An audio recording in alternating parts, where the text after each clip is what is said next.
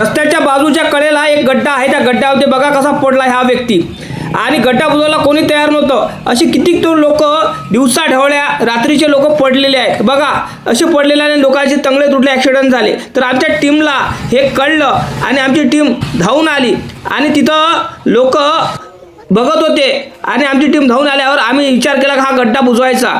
तर किती लोकांचे जीव गेले, तर आजूबाजूच्या गावातील लोक आले आणि म्हणाले की तुम्ही सरकारचे लोक आहात का, आजपर्यंत हा गड्डा कोणी बुजवला नाही, तुम्ही कसे का बुजवून राहिले। आम्ही म्हटलं आम्ही जनकल्याणासाठी काम करतो, समाजासाठी काम करतो आणि फ्रीमध्ये काम करतो। जे लोक हा व्हिडिओ बघत ना त्यांच्या एका लाईक न फॉलो ना आम्ही हे काम करतो, त्या कारणामुळे आम्ही मोटिवेट होतो। तर तुम्ही दादा एक लाईक आणि चॅनलला सबस्क्राईब करायला विसरू नका आणि कमेंटमध्ये थोडंसं असं काहीतरी लिहा की जेणेकरून आम्हाला मोटिवेशन मिळेल। तर दादा इथं बघा तो गड्डा होता, हा पुरा आम्ही बुजवलेला आहे। आता याच्यामध्ये मटेरियल टाकून आलो, कच्चा माल करून राहिलेला आहे, विटा बटगर हे ते गिट्टी रेती गोटे दगड बिगडं आणि बाजूला तयार केलेला माल आहे।